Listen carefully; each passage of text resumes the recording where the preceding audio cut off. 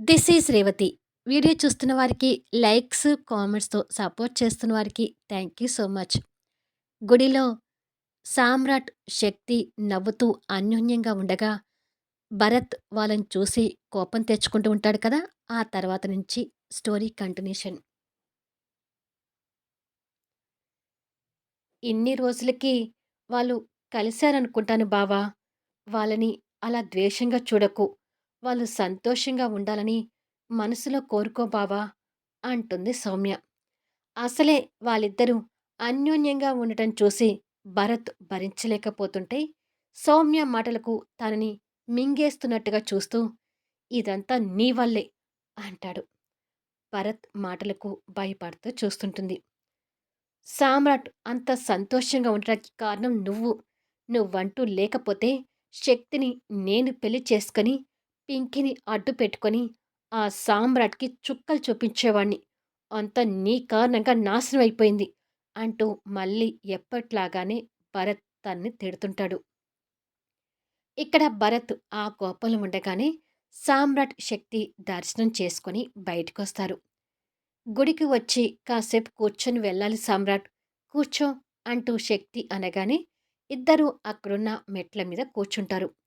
వాళ్ళకి కాస్త చాటుగా భరత్, సౌమ్య నిలబడి వాళ్ళిద్దరిని చూస్తుంటారు. సామ్రాట్ కొబ్బరి చిప్ప పగలగొట్టి తనకి ప్రసాదం ఇచ్చి, సామ్రాట్ కూడా తింటూ ఏదో నవ్వుతూ శక్తితో మాట్లాడుతుంటాడు.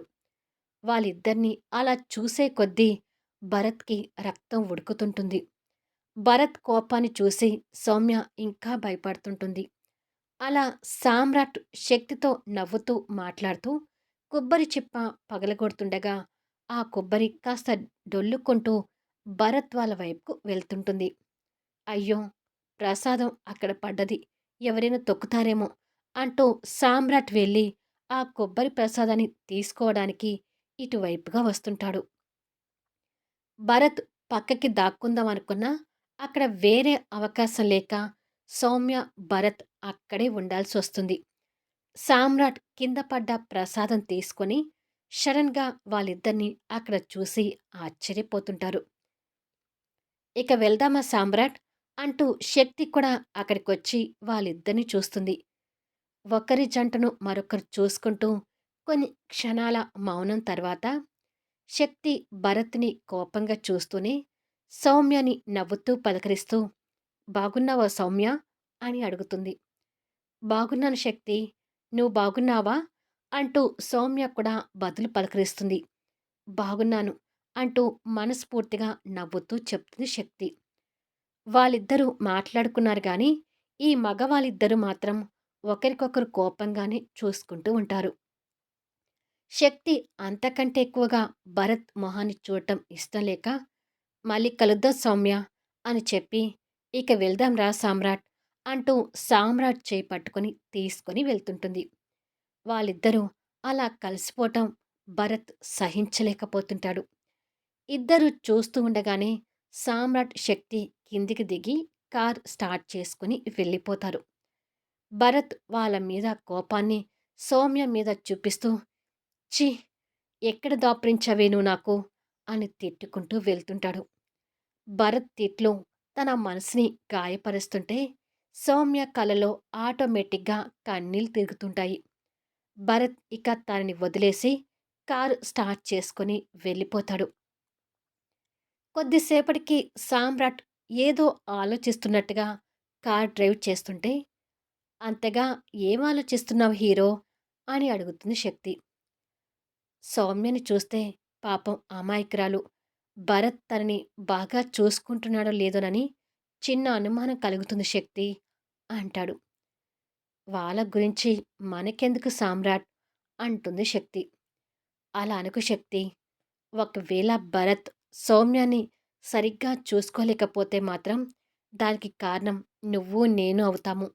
మన కారణంగా ఒక ఆడపిల్ల కంటతడి పెట్టకూడదు కదా" అంటాడు డ్రైవ్ చేస్తూ. సామ్రాట్ మాటల్ని శక్తి నిర్లిప్తంగా వింటుంది. చూడబోతుంటే సౌమ్య మొహంలో నాకు ఎక్కడా సంతోషం కనిపించలేదు. పైగా తను ఏదో బాధపడుతూ కనిపించింది. పాపం ఆ అమ్మాయి చాలా మంచిది శక్తి. కానీ వీడి మెంటాలిటీని సరిగ్గా ఉండదు అని భరత్‌ని తిడుతుంటాడు సామ్రాట్. నువ్వు చెప్తుంటే నిజంగానే సౌమ్య బాధపడుతుందేమో అనిపిస్తుంది. కానీ సౌమ్య విషయంలో మనం ఏం చేయగలుగుతాము? అంటుంది శక్తి. నిజంగానే ఏమీ చేయలేం. ఆ మూర్ఖుడు చెప్పినా కూడా వినే రకం కాదు అంటాడు సమ్రాట్. అలా మాట్లాడుతుండగానే ఎదురుగా ఫోన్ చూసుకుంటూ ఒక వ్యక్తి వీళ్ళ కారు కింద పడబోతాడు. అది చూసి శక్తి భయపడుతుండగానే సామ్రాట్ త్రుట్టిలో బ్రేక్ వేస్తాడు. కానీ అప్పటికే అతనికి కార్ లైట్‌గా తగిలి కింద పడతాడు. అతనికి ఏమైందోనని సామ్రాట్, శక్తి ఇద్దరూ కంగారు పడుతూ కారు దిగి అతని దగ్గరకొస్తారు. అతను లైట్ దెబ్బలతో బోర్లా పడితే అతని చేతిలో ఉన్న ఫోన్ కాస్త దూరంలో పడుతుంది. బోర్లగా పడిన అతన్ని వెనుకగా చూస్తూ, "ఏంటయ్యా బాబు! నీకు చావాలని అంత కోరికగా ఉందా? వయసులో ఉన్నవాడివే కదా! అప్పుడే చావెందుకు కోరుకుంటున్నావు?" అంటూ సామ్రాట్ కోప్పడతాడు. "అయ్యో! నేను చావాలనుకోవడం లేదండి. నాకింకా ఆశలున్నాయి" అంటూ పక్కకి తిరిగేసరికి అతనే చారీ మాస్టర్. లైట్‌గా మోచేయి దెబ్బతో చారీ మాస్టర్ ప్రమాదం నుంచి బయటపడ్డాడు. శక్తి కూడా ఆయన చూసి కాస్త కోప్పడుతూ, "కాస్త చూసుకోవాలి కదా! ఆ ఫోన్‌లో అంత నిమగ్నం అయితే ఎలా?" అని అడుగుతుంది. "Sorry madam. ఈ మధ్య ప్రేమలో పడ్డాక నాకు ఏమవుతుందో నాకే తెలియడం లేదు" అంటాడు బట్టలు దులుపుకుంటూ.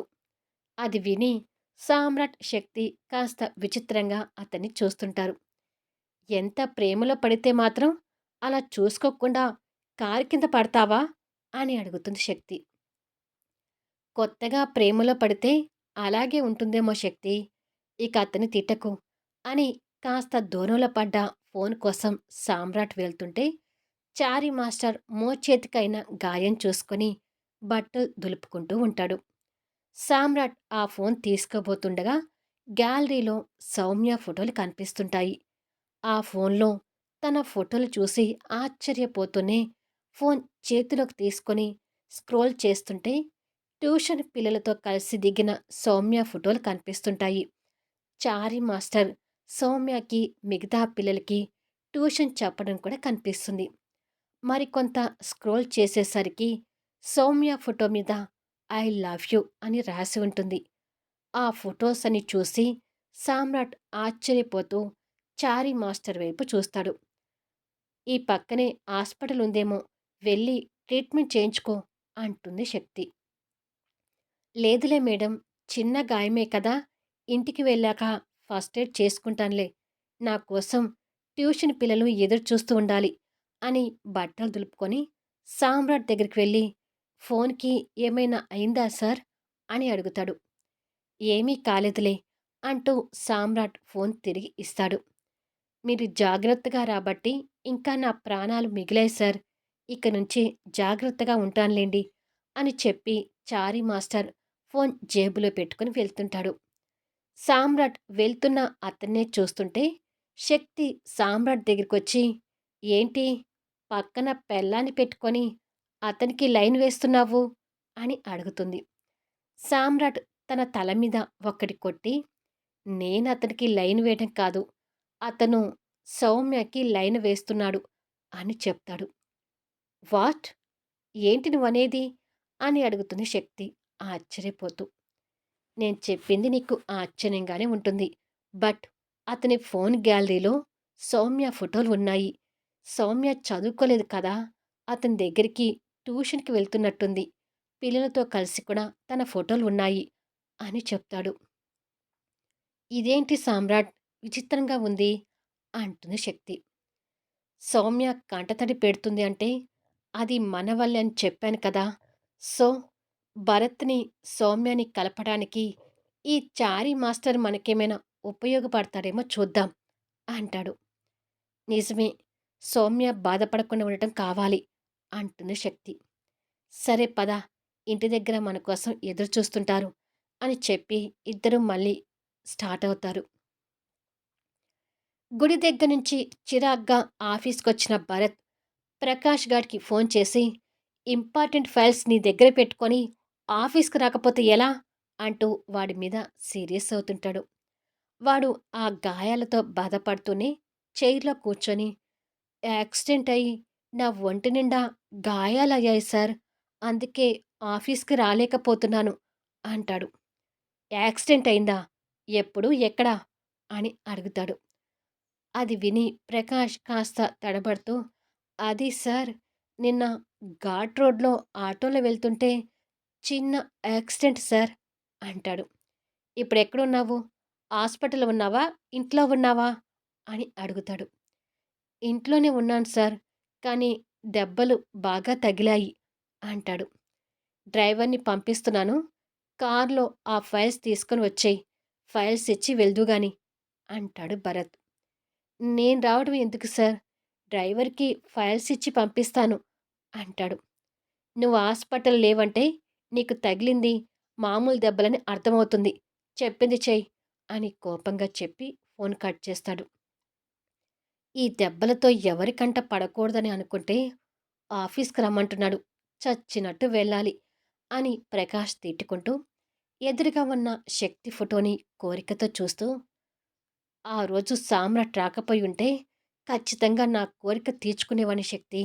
సమయానికి నీ మొగుడు వచ్చి నా ప్లాన్ మొత్తం పాడు చేశాడు" అని తిట్టుకొని అక్కడున్న ఫైల్స్ తీసుకొని సర్దుతుంటాడు.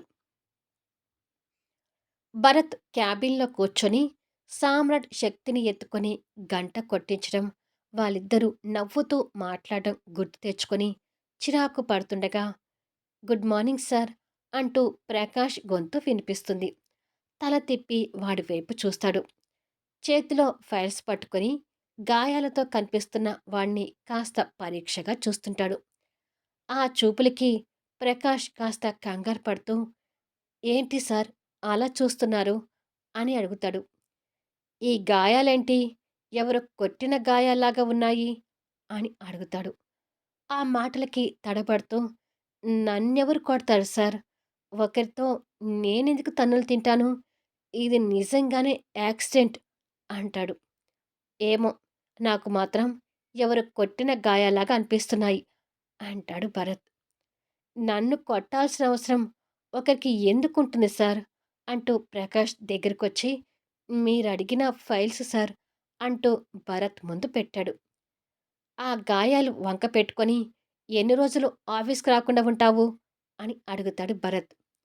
"ఈ గాయాలు పూర్తిగా తగ్గే వరకు నేను ఆ సామ్రాట్ ఎదుట అస్సలు పడకూడదు" అని మనసులో అనుకొని, "ఈ గాయాలతో ఆఫీస్ వర్క్ చేయలేను సార్. కాస్త అర్థం చేసుకోండి. గాయాలు పూర్తిగా తగ్గాక ఆఫీస్‌కొస్తాను" అంటాడు. "సరే, నీ ఇష్టం వచ్చినట్టు ఏడు" అంటాడు చిరాకు పడుతూ. "మీరేంటి సార్ అంత కోపంగా ఉన్నారు?" అని అడుగుతాడు. "నా బాధ అలాంటిది. అందుకే ఈ కోపం" అంటాడు భరత్. "ఏమైంది సార్? మీ మనసులో ఉన్న ఏ బాధైనా నాతో పంచుకుంటారు కదా! ఏంటో చెప్పండి" అంటాడు ప్రకాష్. "నిన్న ఆ సామ్రాట్‌కి, శక్తికి శోభనం జరిగి వాళ్ళిద్దరూ కలిసిపోయారు. వాళ్ళిద్దరిని ఇవాళ గుడిలో చూస్తే నరకం, నరకం కనిపించింది తెలుసా?" అంటాడు ఆవేశపడుతూ.